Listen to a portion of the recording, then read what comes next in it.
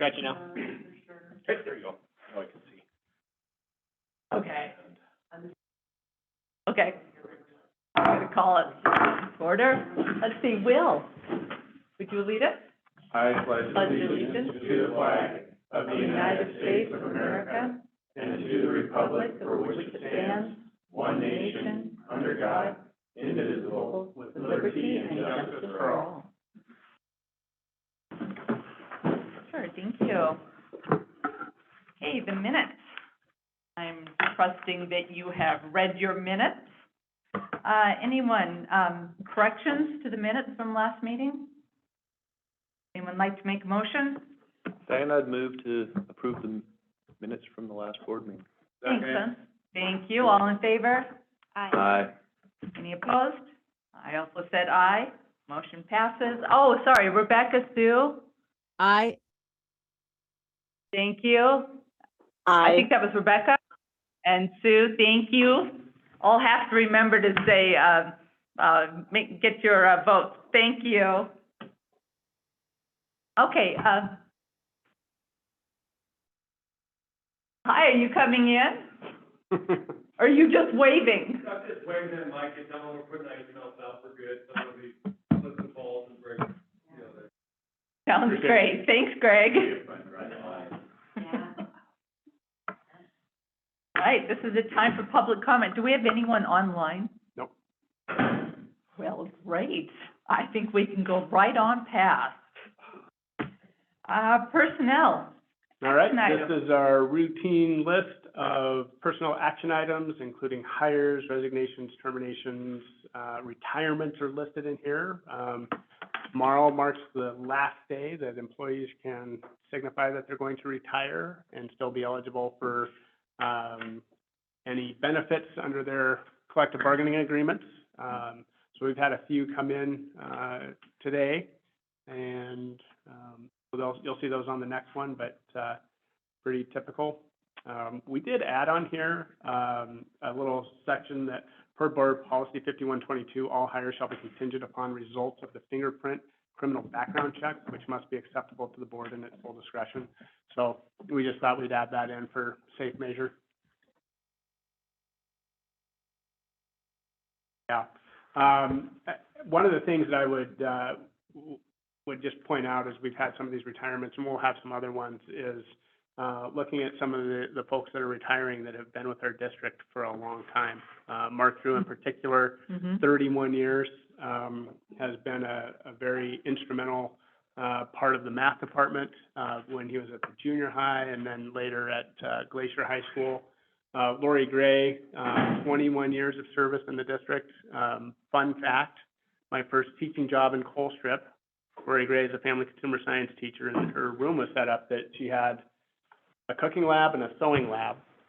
And then there was like a lecture room in between both of them, and that was my room as in my first year of teaching. So that's how long I've known Lori Gray. So we're grateful to those employees. Yeah, we've got some good memories with some of these employees. Mr. Drew had all 4 of my boys. Wow. So, yeah, it's great. So I guess we're looking for a motion to approve personnel items. Would someone be willing? I move to approve the personnel action items as presented. Second. Thank you, Heather and Will. All in favor? Aye. And, we've got Sue and Rebecca online. Rebecca says aye. Sue says aye. Thank you. I say aye. I think that passes unanimously. Thank you. Next, non-renewal of certified staff.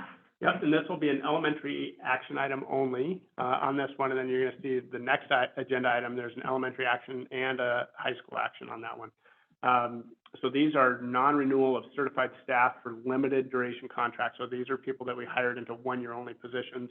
So for example, someone may have been hired in to fill a one-year only position because someone went out on FMLA leave, or because we granted some people other leave this past year. And so you'll see like Stephanie Bazell, Peter Music, Jacqueline Ruffley, and Ashley Smelser were all,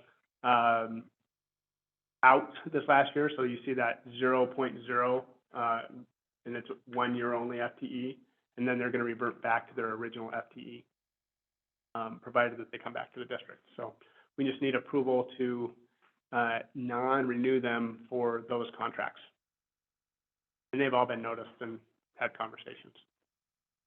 Mikey, you said provided they're going to come back. You said you've had conversations. Yep, so one of the people in here you'll see, has turned in their resignation. And you'll see that in front of the board at the next board meeting. So they were out for 1 year, we offer them to come back, and they have until March 1st to let us know their intentions. Someone let us know after the agenda was, created, and so you'll see it on the next agenda item, next board meeting. So we're looking for a motion on this agenda item. This is elementary only. As an elementary trustee, I'd move to approve the recommendations for non-renewal of contracts. Rebecca seconds. Oh, give it to Rebecca. Okay, thanks, Rebecca. Elementary only. Aye. Aye. Thank you, Rebecca. Thank you, and Sue? Aye.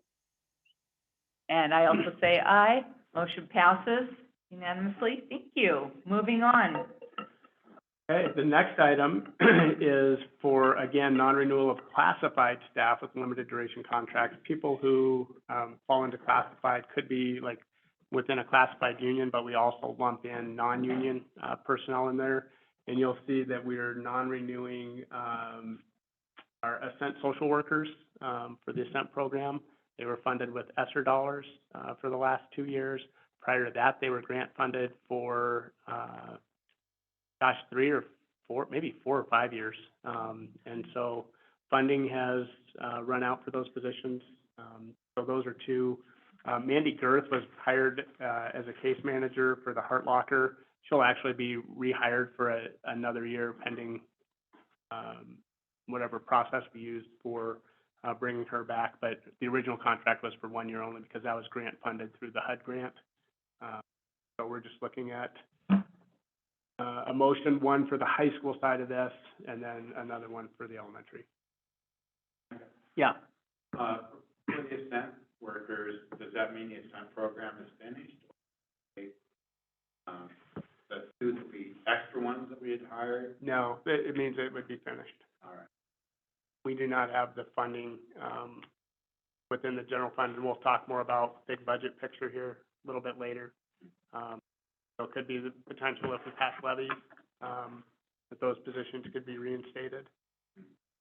But as for now, they were moved forward for 2 years, with ESSER funds, and those funds are gonna run out.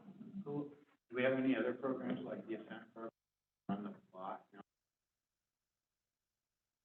We have personnel that are funded with ESSER dollars, that aren't necessarily programs.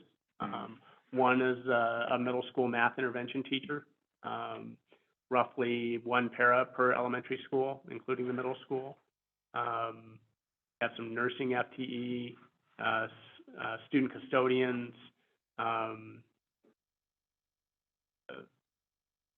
comp time payouts are part of that. Are these pairs listed here, part of that? No.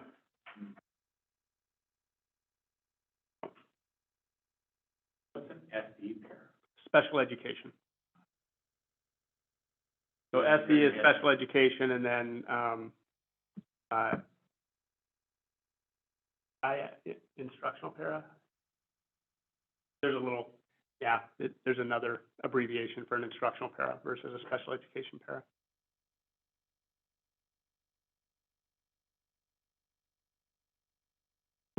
Are those because of budget cuts? Didn't we just?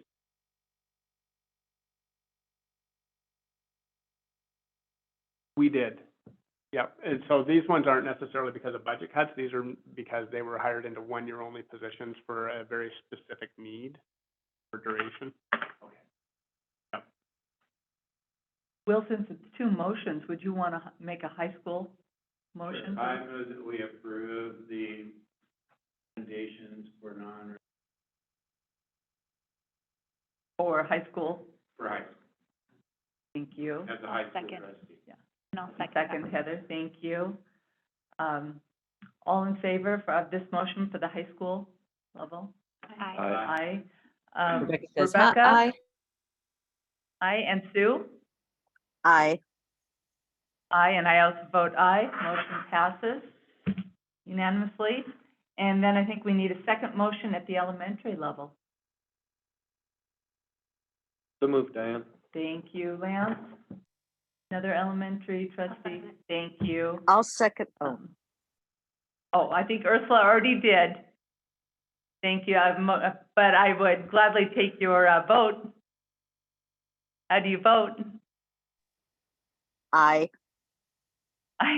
I'll start with both of you. Thanks, Rebecca. Sue? Oh. Aye. Thank you, and the rest, everyone here, all in favor? Aye. Thanks. Okay, motion passes unanimously. Thanks to you two remote for starting that.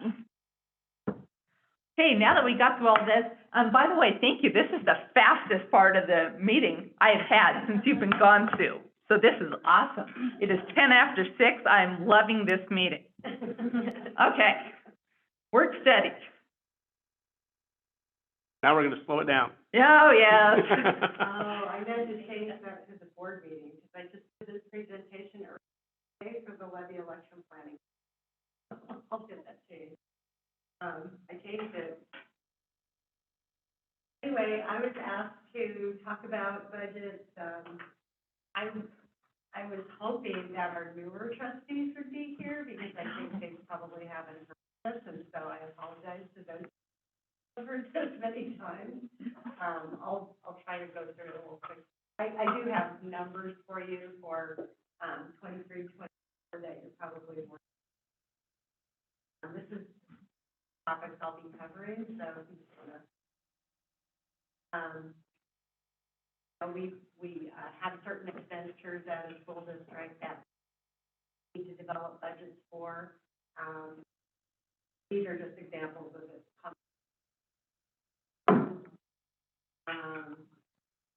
This is a chart that illustrates that, and you'll see it, later on too, just that development expenditure.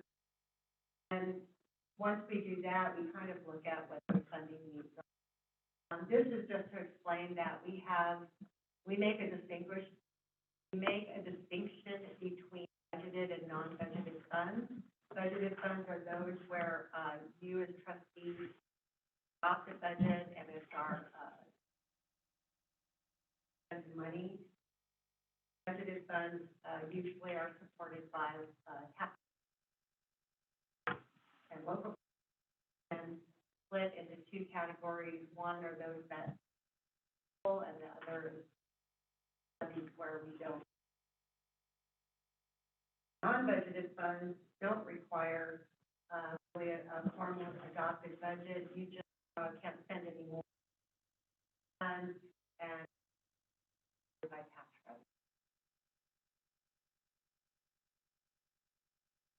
revenue. Well, So our interlocal fund, is that now considered non-budget? non-budgeted.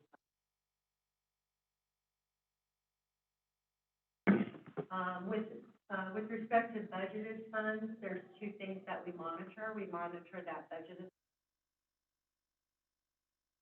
budget that you adopt in cost. That decreases it. Monitor that. It's just an estimate of what we intend.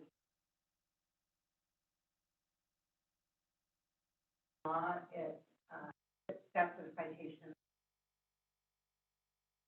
requirement. Have to stay within the.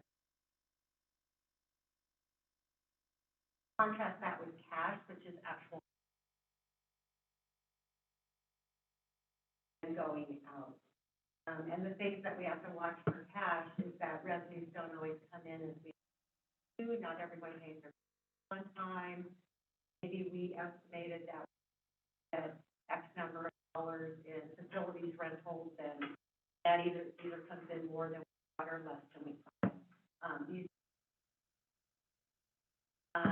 With expenditures, things happen during the year that we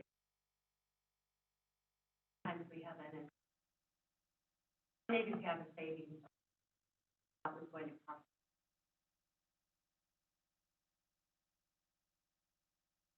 Next chart just kind of illustrates those points. So the green line would be the budget worked out as, you know, the amount you adopted, and then as we spend money, it's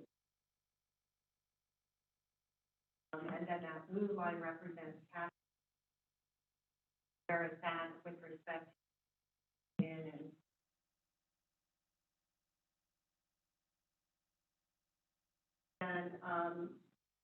with respect to budgets and figuring out levies and things like that, it's important to fund balances, and fund balances is basically your cash, all money you haven't received yet. But it's pretty simple. You start out with the beginning fund balance, you add what you received, subtract what you spent out during the year, and we end up with this ending fund balance. And next slide, with that ending fund balance, then there are some funds where we're allowed to keep operating reserves. That's all about cash, having enough cash to get us through when our revenues don't come in.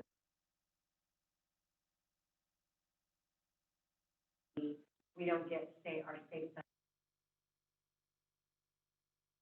Our cash, our operating reserves help us keep. Once we, I'll just talk about it later. This draft just illustrates that. You see the whole fiscal year, July through June. The blue line is the cash balance, and it peaks in it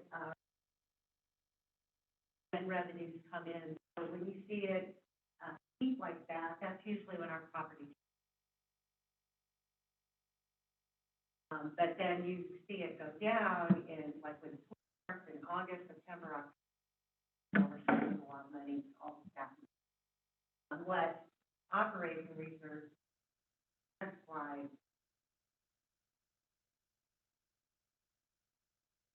Those, balance goes down.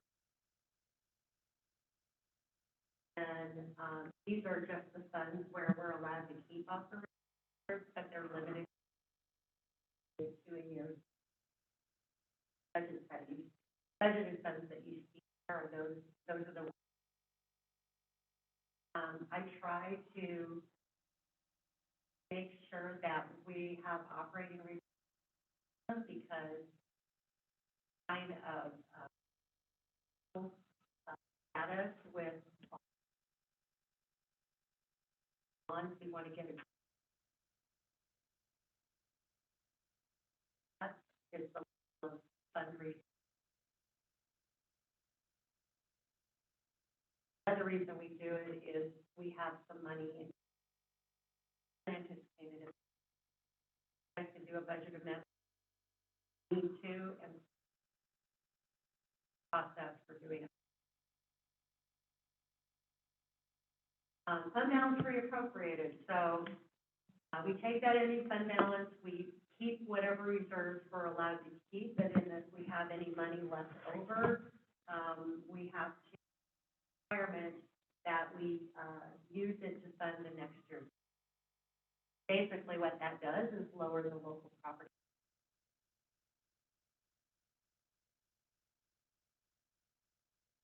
Going back to that funding needs chart, then if we have fund balance reappropriated, it, like I said, goes to fund the capital expenditure budget. Now, where are we going to get the money to? Basically, so the first step is, do we have any existing? And in the next slide, we have to look to other state and county funding, and then our local. This is just like a precursor to talking about local property tax. That's kind of what we're going to have as a levy discussion. Sorry to interrupt. Is it possible to get a better mic on you? It's fairly hard to see here. I have a mic right next to me. Can you hear me now? Yeah, it's cutting out. Maybe I'll check if it's on my end, but yeah. Can you hear me now? Can you hear me now, Rebecca? Yeah, but it still sounds like you're in a fishbowl. I don't know. Because I have the mic right next to my. Rebecca, does it sound better? Can you hear me better? Yes, much. You want to come over here? I'll go sit where Jack's supposed to be. Use your computer? Huh? I don't need it, it's all up there. Then you can jab Matt on one of the. Jab, Matt. Yeah. Matt's reading my signature. Okay, now can you hear me? Rebecca? Yes, now you're super loud. Perfect. Thank you. Awesome. Okay, so this next slide is just the funding sources for the various budgeted funds that we have, starting with the general fund and going on with the transportation and bus depreciation. And I've separated out between state, county, local property taxes, and then other. So you can see that in certain funds, we get state money. In other funds, we get state, county, and county money. You know, with the county money, it's basically just the transportation fund and the retirement fund. But I did want to focus on the local property tax column. And that's where earlier, you know, we talked about voted levies and permissive levies. In the general fund, there's a mixture of the two. Most of our funds are permissive with the exception of the technology fund. And we have a voted levy at the elementary level, but not the high school.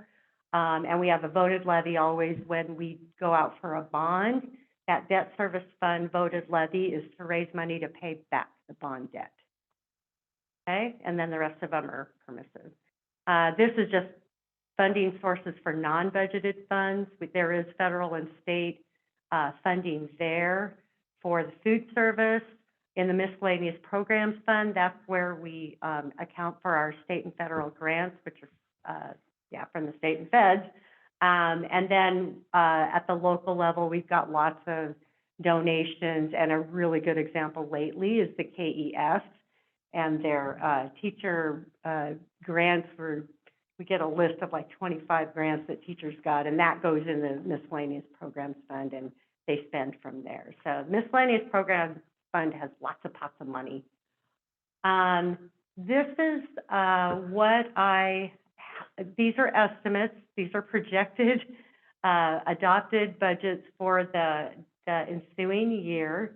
The general fund in particular, we had our fall and spring enrollment count. So I know what A and B is being used. I used the OPI general fund spreadsheet. We're supposed to get numbers from the OPI tomorrow.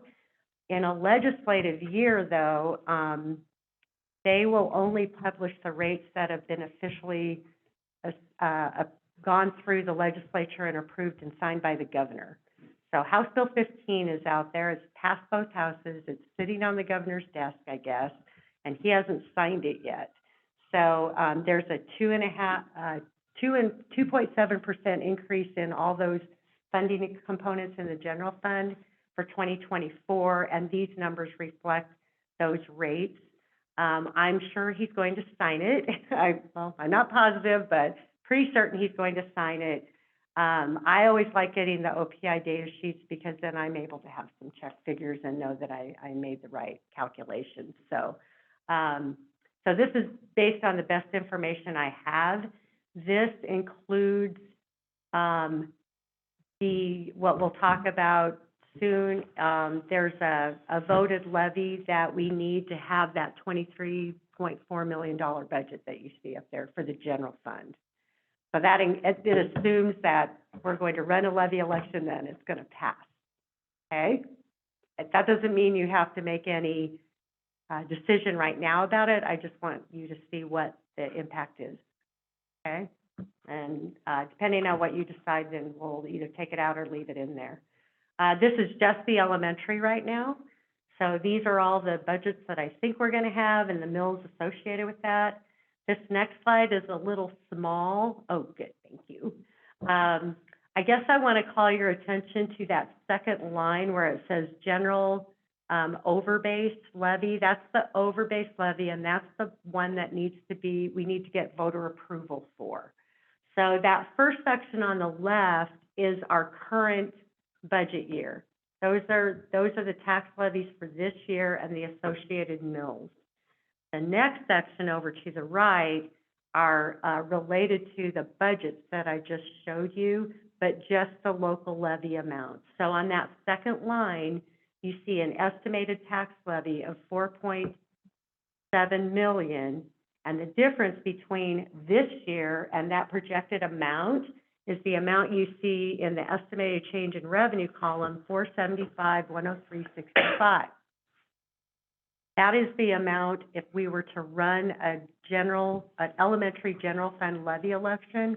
That's the amount that's the maximum amount that would go on the ballot. Okay? And the increase in mills is in the column right next to that. That amounts to 6.66 mills. Okay? Can I ask a question? Yes. So the maximum amount that we could run is the 475? For Mhm. elementary. That's how we wait. get to the maximum budget And we're that's- allowed to have. That's elementary? Mhm. Okay. Yes. Okay. And then I did the numbers for the other funds, and so you can see where there's a change in revenue and a change in mills.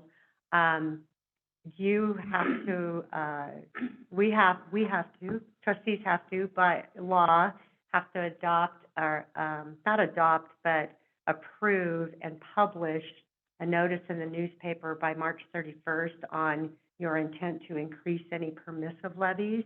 So this is kind of what I use to get those figures for you. So probably at your second board meeting in March, I'll be coming to you with those. And I'm hoping these numbers don't change, but they might. We had a great discussion today, right, Heather, about this next slide. And, so the general fund levy request for the elementary that's that 475,103.65. The way we figure out how many mills that is we take the taxable value of the elementary district as a whole, and that's actually $71,352,950. But you take that taxable value and multiply it by 0.001 to get the value of 1 mill in the district-wide. So if you want to figure out how many mills it takes to raise a certain amount of money, you divide the amount of money you want to raise by the value of 1 mill. So that's those first 3 lines on there. The math on that is 6.66 mills. That's where it comes from. Then when you want to look at the tax impact on a home, that's an assessed value of a home. And I extended it out to include homes of a higher value. On the ballot, we only have to show the tax impact for those first 2 columns. And I think people get confused about that. They kind of want to see those bigger numbers. So I just wanted to put those out there for you. So if your home is assessed, I'm going to go right over to the 600 column there, okay? If your home has an assessed value by the Department of Revenue of $600,000, the tax rate on a residential home is 1.35%. So you take that 600,000, multiply it by 1.35, and that's where that 8,100 comes from. Then you multiply that by 0.001 to get a value of 1 mil for your tax bill. That's that $8.10. Then you multiply that value of 1 mil by the 6.66 mils, and that's how you get the 5393, and that's an annual tax impact. And then we divide by 12 to let people know what that amounts to per month. That's how this table works. Okay. This is just a chart that kind of shows the total of all the levied dollars and all those budgeted funds this year compared to the projected budgets for next year. So it's just a graph for your use. And then the next graph is kind of interesting. It shows, it's a chart that shows the voter-approved levies. So that's the blue. That would be the over base levies in the general fund that have been approved so far. It assumes that this levy is approved too, though too. I'll point that out. And it includes the levies that the voters approved for the debt service fund, for the bonds. So as you can see, it's quite a bit, takes up quite a bit of the levies that, you know, that support our budget. And this is for 2024. The red is the permissive levies mandated by state law. That's strictly the general fund, because in the base budget, there is a portion of it that's supported by a local levy. But we get quite a bit of guaranteed tax-based aid from the state to support that base levy. But that's the red part. We don't really, it's permissive in that we don't have to go to the voters to approve it, but we really don't have a lot of control over it either. Because all school districts have to adopt a base budget and we have to fund it accordingly. The green part, which is 30% of our local levy property tax dollars, are those supported by permissive levies, where we don't have to ask the taxpayers for voter approval. Okay? I think it's an interesting chart, because really those permissive levies, you can do a lot with those, but in this district, I feel like you've kept it down to, you know, a third of what people are paying on these budgeted funds. Do you know, like other school districts, are they doing a lot more permissive levying? Yeah, it just depends. I don't know. I could probably go out and just get that. Can we go back to that map? So the green, that would include like the transportation levy. Yes. And levying more in the transportation. So, and I don't know what the amount was on the transportation, but it's a significant portion of. Yeah, it's over $1 million. It could be over, it could be two, I don't know, you'd have to scroll. But it's one of the bigger ones. That includes our, no, the elementary tech levy is actually in the voted levy part. There's 3 things in there. So transportation, 2 actually, You're doing it is 3.133 mils, or amount, that's the amount. So it's an increase of about 154,000 over the current year. And that will be the last time we'll levy more for the facility. So that should go down, will go down next year. This chart just shows the taxable value, which drives, you know, the number of mills that you have to assess for something to raise money. It just shows how taxable value has increased over the years. For purposes of these numbers, I just kept it the same. We won't have our amount until August 1st. That's when the Department of Revenue sends us that information. Likely to go up, which means less mills will be needed to raise the same amount of money. Do we know what the median? Hey, love today. Did you look Depends at on it? which website you look at, but looks like it's somewhere in the between 500 and 600,000 for the median, but it's on the downhill. It's declining a little bit. Is that for all of Flathead Valley? Or? That's Kalispell, but that's the market value, not the taxable value. Yep. Okay. There's Sounds a more like big Flathead difference Valley, in I the, thought. Maybe not. it was Kalispell, that number was Okay. Kalispell. It's not gonna deviate a whole lot from 500. The market, or the, taxable value is from the market value. It's usually lower. It could go down to 400. Yeah, we tried to project the number today, but, I'd say it'd be more than 2/3, but less than. So we're less like than 400, 500 in there. Yeah, market value and DOR assessed value are 2 different things. And the assessed value is usually lower than the market value. And I think that, we were talking about that today, that kind of confuses people too, because they're looking at market value of their home. And they're thinking they're going to pay more. Do we have, access to the DOR numbers? I won't have them, well, I won't have them for the district until August. For individual homeowners, we get a statement, I can't remember when it is. Does anyone know when you get your assessed values from the Department of Revenue? I know I get one, I think it's in the spring. And I'm like, when And the reason they send them out a little earlier is so you can protest your assessed value with the Department of Revenue if you want to. If you read it, it tells you what you can do to actually appeal that. So I think we should be getting them soon. So that's all I have on the elementary. Okay?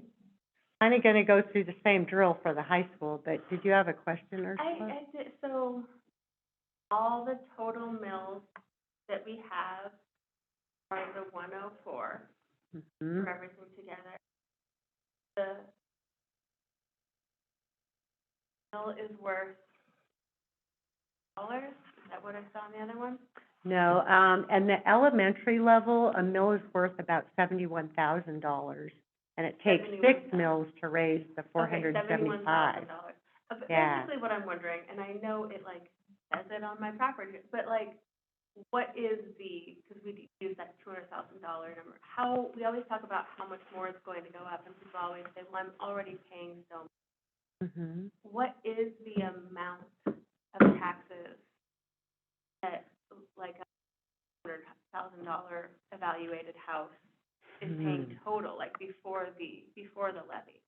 So we, you know, the chart that you saw earlier is simply on the, you know, what would be on the ballot for, Mhm. it's only that $475,000. Right. But you could put in, you know, the total levies, well, you don't have to calculate it because it's calculated for you in the total. So the total, maybe go back one more slide.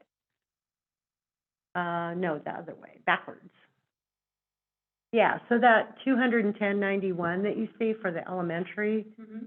you would take that times your house's assessed value times 1.35. So you're gonna figure out, and I guess if you scroll back then to that, so remember the 210.91, Mhm. and then scroll back one more slide, Matt, please. Yeah, so see the $600,000 house?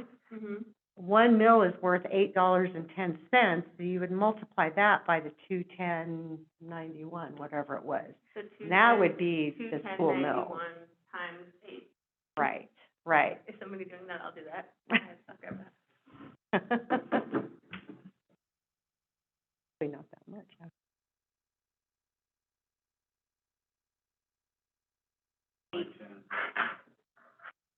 $8.10. 210.91 times 8. Number, not the- Yeah, okay. Well, she's looking at, she wants to know about all funds. But she, Yeah, the 210 mils. She wanted the total mils, and that's Yeah, I that wanted to know, far I right wanted to column. know if, so, on all if the house is being taxed at $600,000, $1,700 for Fantastic, everything. right, for all those budgeted funds, That's elementary though. and that's elementary. That's just elementary. So when we go to the high school, the total mills is 120. And do you want to guess why that is? Because in the high school, it's the Kalispell Elementary that we just talked about, and all those feeder districts, those 13 K-8 districts, Right. their taxable values are included in the high school. So at the high school, the taxable value of the district as a whole is 165 million, Okay, so it's not like, 71 million. so it's like less per person, Right, yes. The higher the taxable value, the more the more the mills. the more help there is to raise the money, Okay. right? Because a mill's worth more. It's worth $165,000 in the high school, where it's only 71,000 in the elementary. Now, this is the proposed adopted budget for the high school. It is assuming a maximum budget for the general fund, which is going to require, voter approval for roughly a $2.4 million levy. Okay, again, just showing you how the numbers work out. And so total mills for all those funds as estimated is about 104 total. Then if you want to scroll to the next, this is comparing this year's levies with the projections for next year. So if you look at that second line for general fund over base levy, you see that there's going to be an increase. There's the 2.488417. That would be the maximum amount of levy that we would go for the high school. And the number of mills associated with that is 15.02 mills. Okay? I have one more question. Uh-huh. So, people that live in town pay the elementary and the out of town and their own districts. Elementary, right.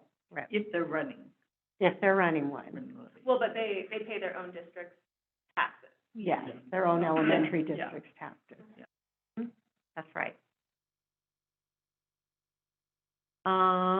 And then the next slide is just that same chart showing the tax impact on those various levels of assessed values of homes.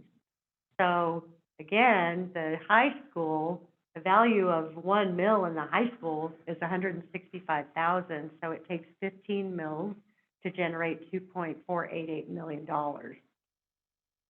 Which makes it kind of interesting on that $600,000 home, $121 for the year comes out to about $10 a month.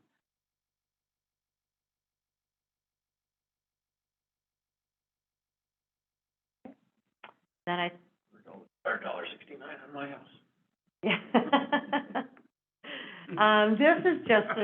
This is just a chart that it illustrates the fact that the blue column, this is over time since 2019, I think is when I started, and it goes into the projected budget for 2024, but the blue line is the maximum budget allowed, and the red is the adopted budget. So this does not assume that we went for a levy and it got approved. This is just the highest budget that we can go for with our existing voted levy. And the adopted budgets that we've had in the past, because we didn't have an additional levy approved. You know, we ran a high school levy for $1.5 million and it failed. So that one, that red for fiscal year 2023 reflects that. And what this chart is meant to show is that green line, the percentage of the adopted budget to the maximum budget that we can have is, in 2019, we were 92% of what we could have at maximum.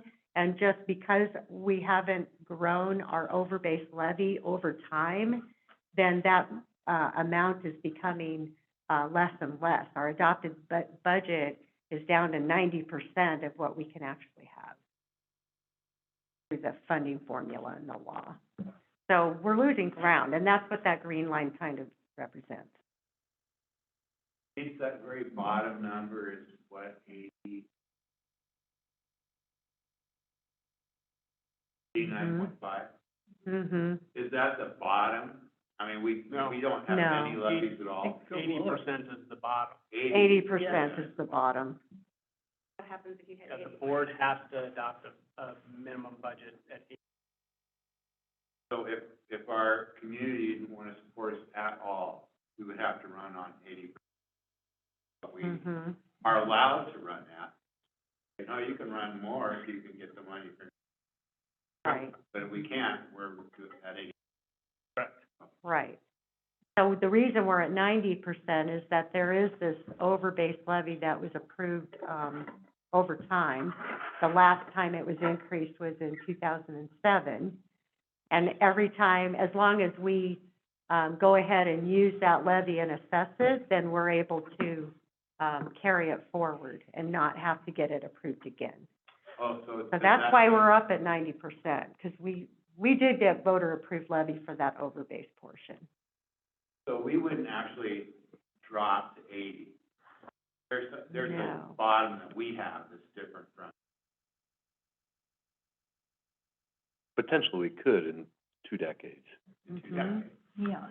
You could if the base came up that high. Levy that you're talking about, Mhm. it's got a time frame that it stops and we don't, levy's adopted. Then we Well, drop. I think No. that, case in point, in 2007, when we passed the last one, I think that put us up Yes. of maximum budget. 17 years, we've dropped 10%. 20 more years, we could be dropping another 10%.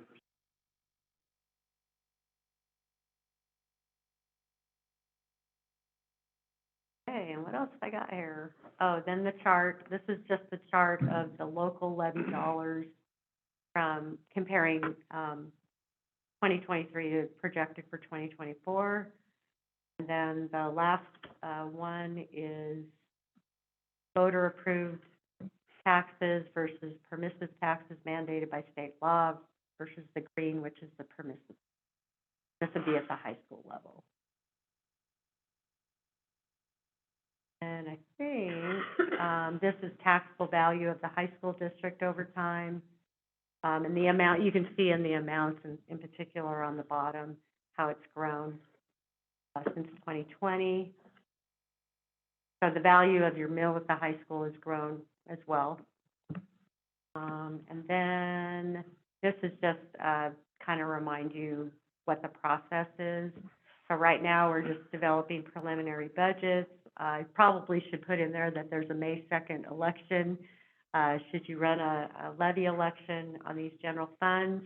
The end of our fiscal year is June, so we spend the month of July closing out this fiscal year, determining those ending fund balances so that we can, and then we get our taxable values August 1st. On or before August 20 is when you adopt your budget. That's just the activity that happens when the year 24 budget adoption.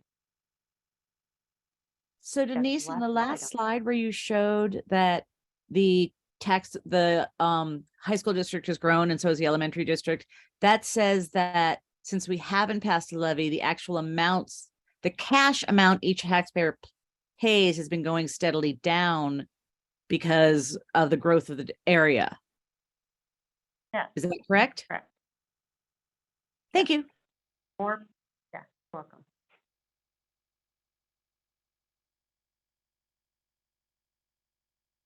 Some of the, so on that one where it shows the tax, yeah, it's like with the high school one, the projected could change a lot. I mean, I'm just looking at 22 to 23, like, I open the paper, I can find more than $5 million worth of permits. They're just not, it's not like the tax market value is so different. All these giant family things that are going. This would equate to the assessed value of the district as a whole. Oh, and here's Jack, just in time. Okay. So, what happens with multi-unit apartment buildings? Are they on a separate taxable schedule? I don't know if they're, are apartment complexes considered residential, Jack? Do you know? No, they're commercial. They're commercial, okay. They're There's taxed at a different higher rate. tax rates for different things, too. Do they pay into, we get tax revenue from apartment buildings? Oh, yeah. They pay property As long tax. as they're not in a special Yeah, district. yeah, they're like Yeah. 40% Yeah, higher than yeah, just- residential. Oh, they're higher. Yeah. They're paying a property tax, so we Oh, yeah. get a part of it. Mm-hmm. Jack Ursula's question was, she's been seeing the increase in these, these multifamily or these apartment buildings. Wondering why, from 2022 to 2023, we've only seen a $5 million taxable value increase, and Oh, shouldn't it be more. takes 2 years before before it gets recognized on the property But tax. it's 2 years after the project's completed. Yeah. Many of them aren't even completed yet. Okay. So we may see a pretty big jump in 2024. All phases have to be, No, well, as soon as they start to get occupancy. occupancy. So if North Meridian came online just this year, it could be 2 years before. Great question. You did. As soon as you walked in, it went, there he is. You should have heard all the questions we had for you 20 minutes ago. Yeah. Okay, well, that's all I had for this primer.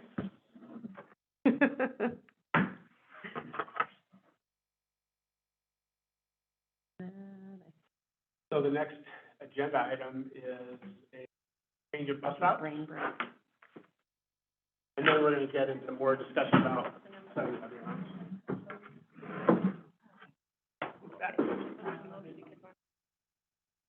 Will you do this one about the bus route? Yep.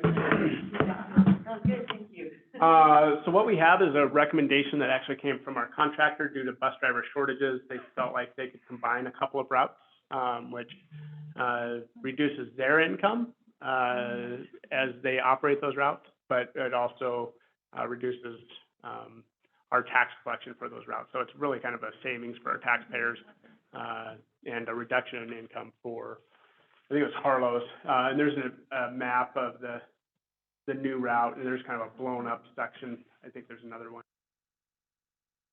kind of a zoomed in section. So we're just asking the board to approve a change in bus routes. On Wellington, High school. is it high school? I believe it's, Elementary? There are Both. no elementary Or the- routes. All the high school. no, we have elementary routes. We have kids that live 3 miles away from. But they were just made. Oh, okay, I'm sorry. This district and I vote that we approve the changes as presented. Thank you, Will. Thank you, Heather. All in favor? Aye. Thank you, Rebecca. But I did have a further discussion point after Sue votes, if I can bring it up. Yes, of course, Rebecca, yes. I've noticed some of the smaller schools are actually putting in vans, because then you don't need a commercial license, so it's easier to get bus drivers. Are we exploring that option, or are there no routes with that few number of students on it?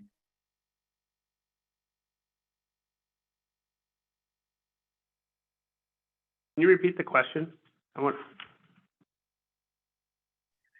So I've Just seen asking some of the about- smaller schools have moved to vans rather than buses, as you don't need a bus driver, the same sort of license for it. And I was wondering if we're exploring that option, or if any of our routes have that few students that we could explore that option. We have talked about it to a certain degree, but it may not be the most economical way for us to operate routes, because you still need a driver, and they're only capturing 5-6 students versus a bus which could hold up to 48. But we have talked about adding to our fleet those Class E rated vehicles. We purchased one last year. I think it took us a year to get it because of supply chain issues, but yeah, we're still exploring that, Rebecca. Because they could also be used for activities and other things as well. Was that why we bought the van That for activities? that was more in part because of McKinney-Vento and having to transport a small number of students, say, from Columbia Falls to Kalispell or outside our district boundary lines, because a student who's homeless basically has the ability to stay within their residential school even if they moved out of it. Yep.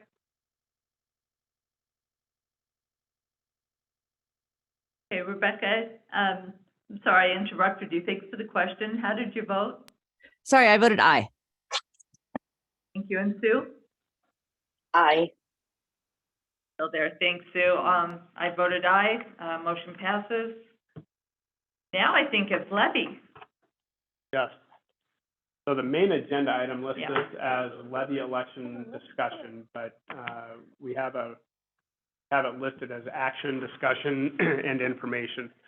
And I'll lead off by saying that today, a group of about 12 of us met with Riff Creative, which included Jack and Heather and 4 administrators, but also included some people from our community, Joe Unterreiner from Glacier Bank, who had been a chamber president in the past and had helped with levy campaigns and different things. Dorothy Drury, executive director of the Education Foundation, and some teachers and custodial president and the classified president were all there. And so we had a great discussion. One, it started off with kind of the primer that Denise just ran us through, which I think opened up some people's eyes, as to the discussion and the complexities of, levies. And then we had a fairly lengthy discussion about, what would our messaging be? What would our, approach be?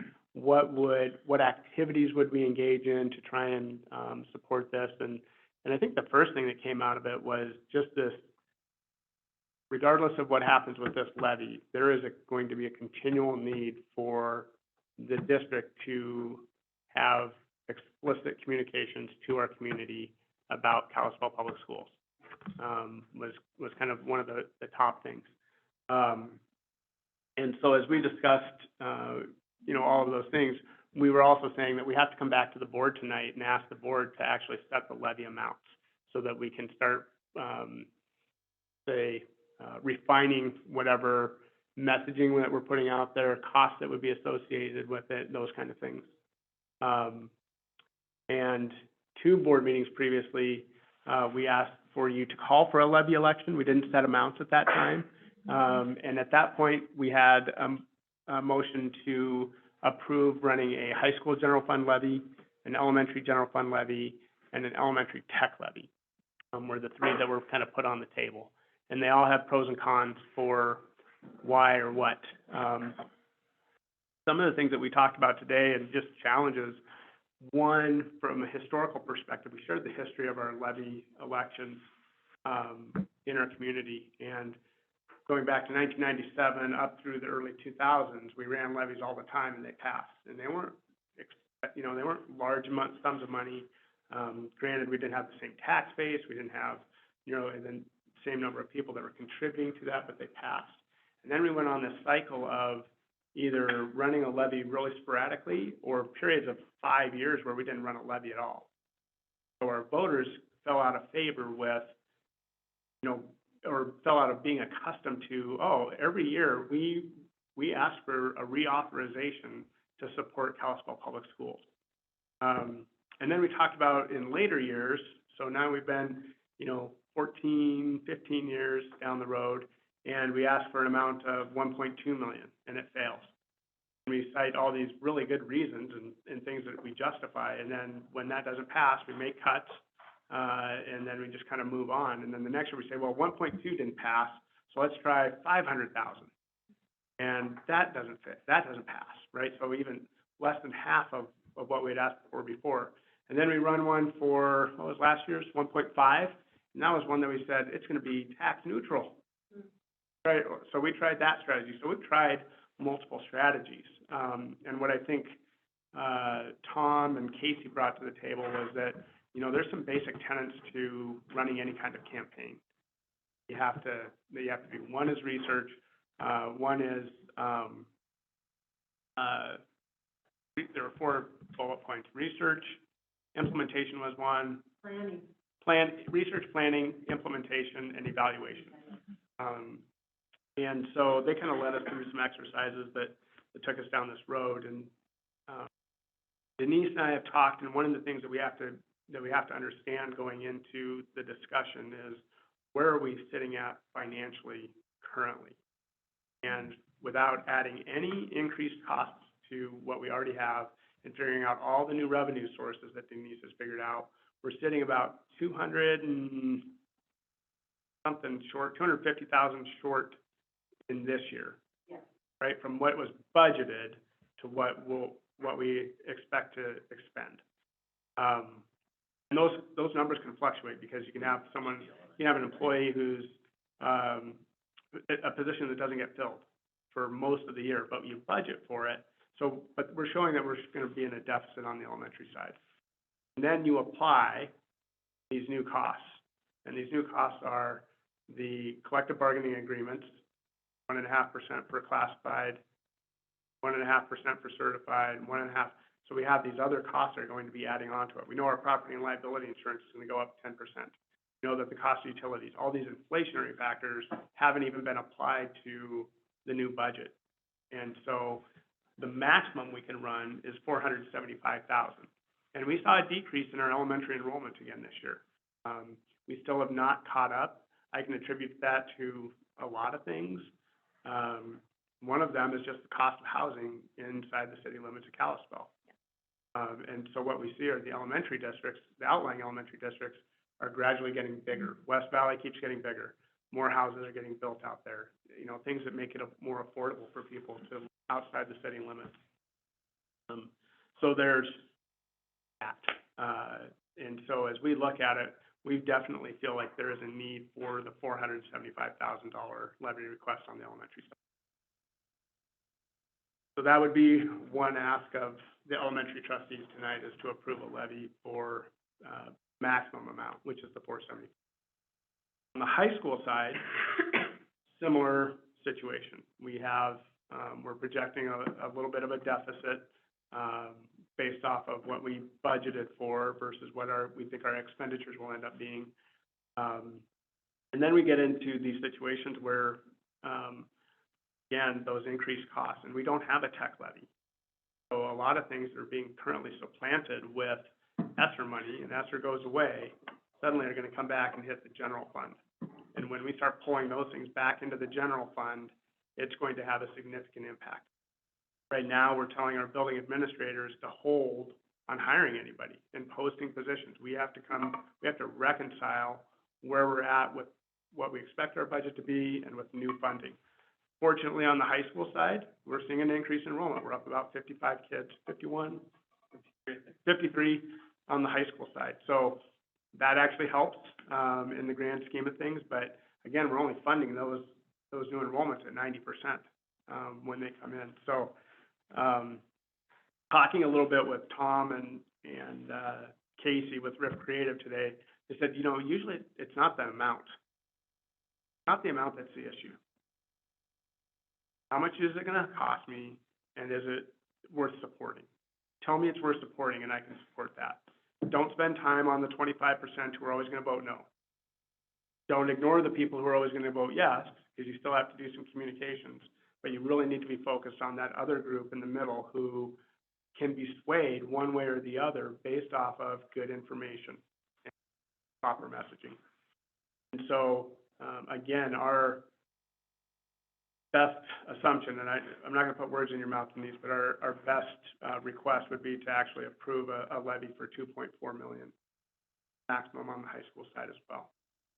And at this point, to not go after a tech levy, either high school or elementary, because we have the opportunity to run those in the fall.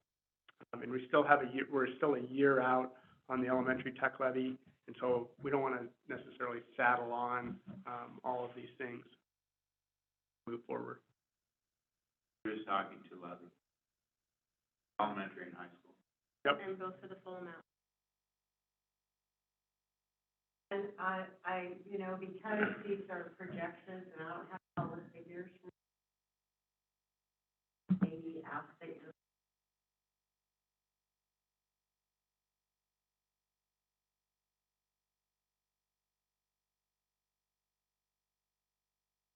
vary too much.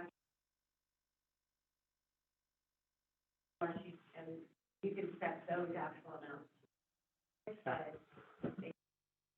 Could we say fully funded instead of maximum? Would that be a more appropriate term? Sure.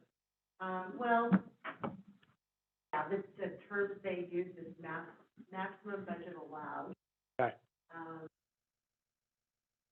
So maximum budget with the vote, maximum budget Actual language. is on there, so. Yeah.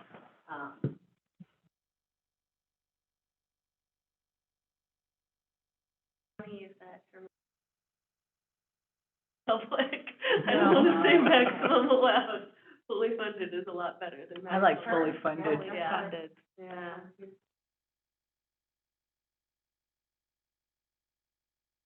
I think that not running the tech makes sense. It starts to become voting on. Does it go together? Rebecca, you were part of this. What did you get out of the messages? Okay. I thought she was talking to Rebecca on here. Oh, I'm sorry, Heather. Okay. Sorry, I was looking at you. She knew, because you were making. Yes. Okay. what I think we're at the point where what we learned today is people are either gonna vote for it or not. They're not gonna look at the dollar amount. They're not gonna be running figures of, if we run for half the amount or this full amount. It's gonna be a yes, it's gonna be a no. If we go after it, correctly and we have the right approach, it's not gonna matter the dollar amount we choose right now. So I think Mike is correct, and Denise, we should go for the full, and we're gonna have to work really hard. For a very short window. We have a very, very short window, that was another thing that was pointed out. We're a month ahead of where we were last year. True. Yeah. So that Yeah. part feels good. So on that point, should we be thinking about levy for next year? Start earlier? I think what he said today, it makes sense. Let's focus on this right now, but from here on out, we cannot take these breaks. We can't take these huge gaps of time off of running levies because we lost a lot of ground by doing that. So we'll focus on that after this, but I think we hit this head on, get through this part Started. and get it started. And from here on out, I think we should stick with small increments of climbing, rather a chunk. And there were some things that he talked about that, Tom in particular talked about today that they had done in other districts where the research part, which is maybe the part that we're missing, they would literally, embed messaging and, questions to their constituents 5 months in advance of a decision by the board to run a levy. And so they were gauging where things were at, and then they'd have their demographics, and they'd say, okay, we really need to target, the older white men, or seems like the soccer moms they're on board with us today, but just give them an avenue for, how a district can tailor their messages and who they need to be communicating more with. So I think that's probably the most key piece, but when pressed on what kind of timeline they would have usually had, it would be 5 months ahead of setting the levy amount so that they knew going forward what to expect. Yeah.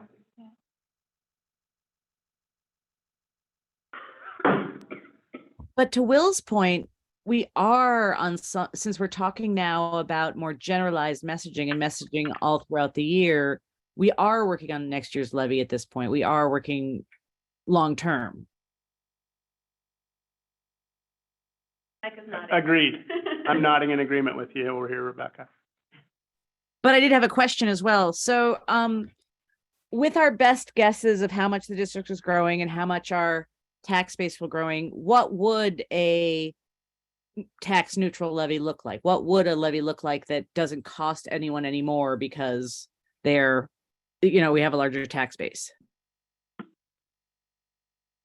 I don't know if Denise has calculated out what tax neutral would look like. If we go back to her primer presentation, she had listed out what the levy amounts were, and you saw some of them were in decrease to have some, reduction effect, but overall it's going to be an increase, both elementary and high school. But I don't think at 2.6 million, we're not going to get to a tax neutral unless we just quit running buses. Right. I was just wondering what the amount was that looked like tax neutral, see how far above that we were. Corresponding to point. Don't have that. Did you hear that? Can't do it in the debt service fund. Did you hear that, Rebecca? I We'd have can't to have hear, a sorry. We would have to have a $2.4 million decrease in all the other funds. And we can't do it in debt service because that's paying back our bond obligations. You can't do it in retirement. So it'd be transportation, tuition, and adult ed. Right. No, my question was just with the increase of the tax base, just how much does the increase of the tax base decrease everyone's amount by the amount that we are adding wouldn't add to the actual amount? Did that make any sense? You have to talk loud. Middle has to go up. Yeah, like how much does the taxable value have to increase? Or because if it goes up another 5 million.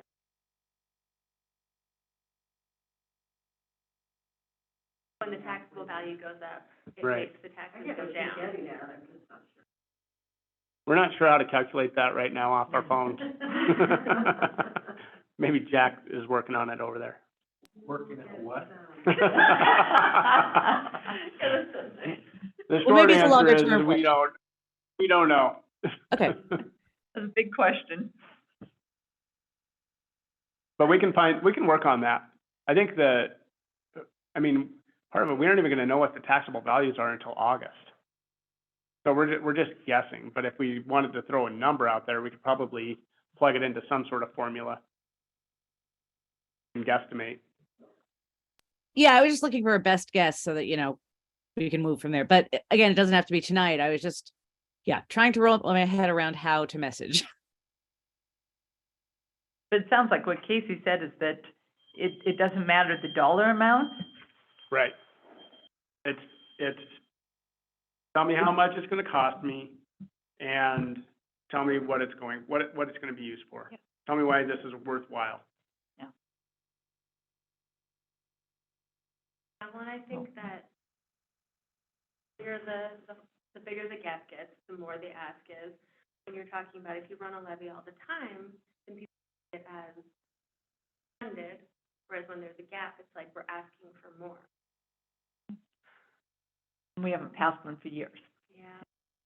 I guess we maybe should have put, if we had public in here, we probably should have put a motion on the floor before we were having a discussion. Only if you're doing formal Robert's rule. Okay. We use a Thank hybrid. you. Thank you. Well, we're a hybrid right now.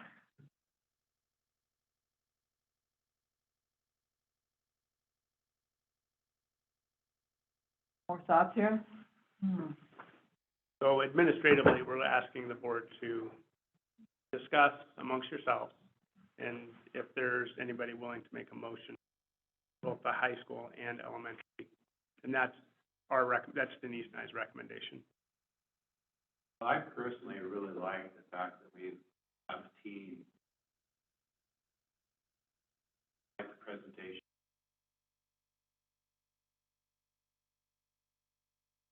Together and talk about the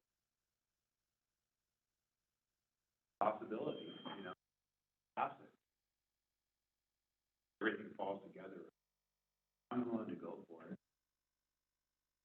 For the high school? I can't make the motion for the elementary. And I'll second that. Okay, we've got a motion to would we Fully say fund. fully fund?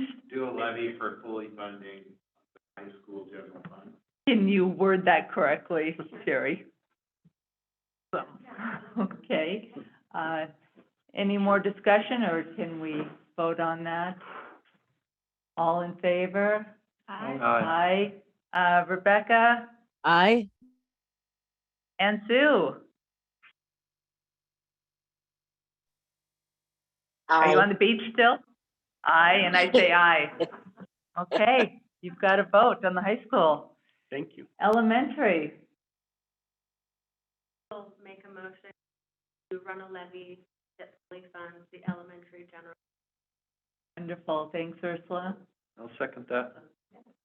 Great. More discussion? Okay, all in favor? Aye. Aye. Rebecca? Aye. Aye. And Sue? Aye.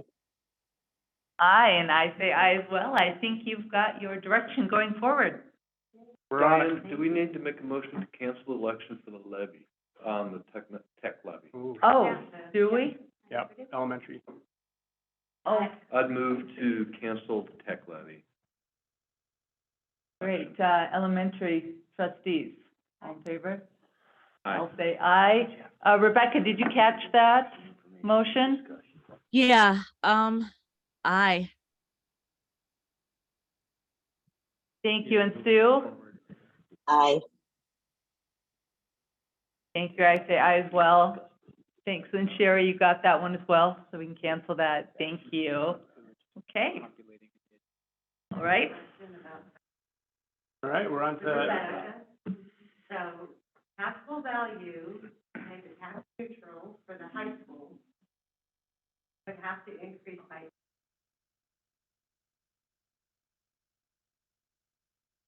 Good, good. Good. Sound like that much, actually. that doesn't sound like that much with all the stuff that's coming online. Reassess, Could end up being. and we're in that second year of a yearly tax reassessment. Great. The challenge with that, though, is when those apartments become occupied, it's gonna bring more students, and then that base number is gonna go up, and then the whole number formula shifts upward. Well, and the problem, I think it is people don't, and I don't, still, like, whenever you say mills, I'm like, okay, like, you could say there's 8.2 unicorns, and I'd say, okay. And I moved the decimal points to how many? Yeah, so I think trying to have to approve that it's going to go up by this much, but it's actually not going to go up.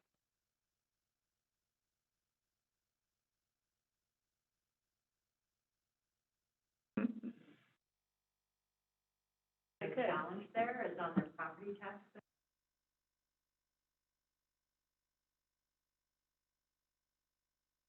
Looking at their.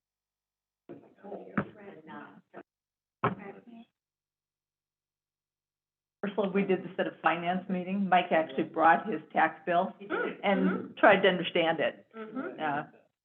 Like Yeah. unicorn. I understood it perfectly. I just pay money and I get to live in my home. Deduct it out of my I had no problem with it. I don't even notice the tax bill. I mean, I have, like, looked through my. All right, elementary consent agenda. Yes, the They're pretty straightforward. run-of-the-mill consent agenda, although I will say this time, we spend extra hours making sure we get the right documents in the right place. If you're confident the documents, I move that we approve the elementary. Super. Second. Great. Thanks, Ursula and Lance. All in favor? Elementary. I say aye. Rebecca I, and Sue? Aye. Thank you. All right, district-wide consent agenda. So moved. In a I'll second? that. All right, thanks, Heather. I won't call you Rebecca again. I didn't. Okay, all in favor? Aye. Aye. Rebecca? and I was flattered when you called me Heather. Thanks. And Sue? Aye. Great, and I say aye. That passes, wonderful. And let's see, do we have meetings on here? Oh, no, public comment. Luckily, we're not a popular place to be tonight. The parking lot was vacant out there. Wow. Everyone else has found things to do. Meetings, any changes to meetings? Not, put them on your calendar. And anyone want to make a motion to adjourn? Awesome. Thanks, Ursula and Will. All in favor? Aye. Aye. And I am looking forward to Sue coming back. Come on, Sue.